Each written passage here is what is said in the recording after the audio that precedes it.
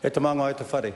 I call Nuk Korako. A tēnā ra koutou nā pō waitaka o tō tātou mātua tīpuna. Ai e mihi honu ki ngā uri o Awanui Arangi.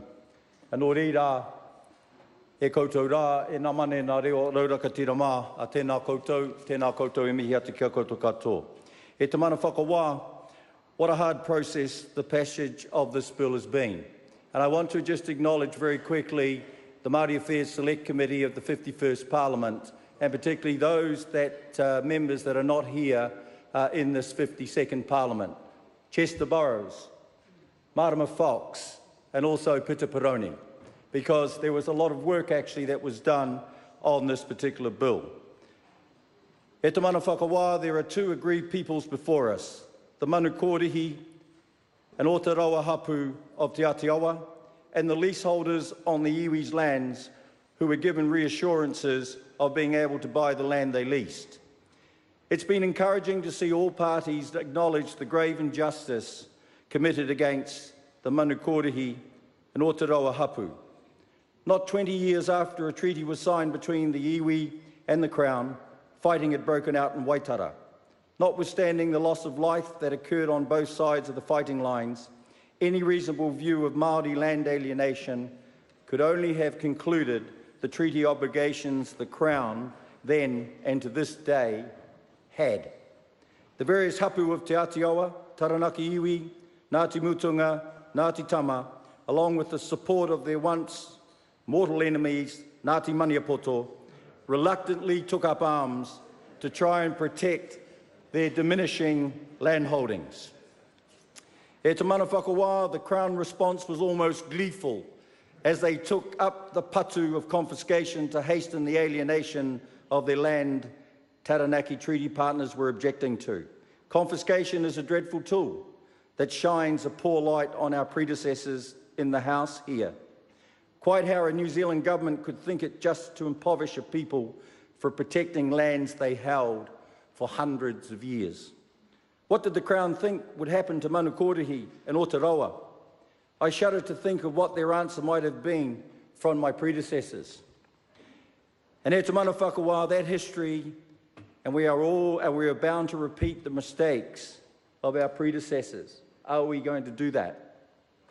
E te mana whakawā, before us today is the new Plymouth District Council Waitara Lands Bill. Finally, we can begin to correct the hara of the past. As is so often the case with matters treaty and endeavours to address the past, the solution here, in a lot of ways, is imperfect. And that is because we cannot address one injustice by creating another injustice. Irrespective of the rights and wrongs of the past, and irrespective of how the leaseholders came onto the land, they are here, the leasees, and they have made lives for themselves and their families. They have invested time, money and sweat into the property. They were mistakenly told they could convert their freehold title. I think it's a callous person that is unreceptive to the genuine anguish of ordinary Kiwi folk trying to minimise their family losses. E te mana whakawā, our role as politicians in this House is to carefully balance the need of all New Zealanders as we seek to address the past wrongs. E te mana whakawā, this bill is that balancing act in action. E te mana whakawā, this is, I believe, a pragmatic, a bit imperfect response to the issue before the House today. And it has the support of the new Plymouth District Council. And it is to this council now that I turn my gaze. Like us, you are a Crown creation. And like us, you have treaty responsibilities that extend back to 1840. I applaud you for having been in discussions and finally coming to the point we are here today. As the Crown's parliamentary representative, I have to take the accolades and spoken attacks that go with my role. I have to be responsible for the actions of my parliamentary predecessors. I have to own Crown failings as though they are my failings. And to the new Plymouth District Council, so do you. So do you. 30 years it has taken for you to get to this point, and I have to express my surprise that it took this long. Notwithstanding that the fault lies with people who were in your seats before you, it is still your responsibility as a collective entity. The issue was indeed black and white. The lands unlawfully taken were passed across to people who were given reassurances that should never have been made. It is as much of these reassurances and the leases, e te mana whakawā, that brings us here today, that finally is the end of this journey. All the acknowledgements have been made to those that have assisted in this bill.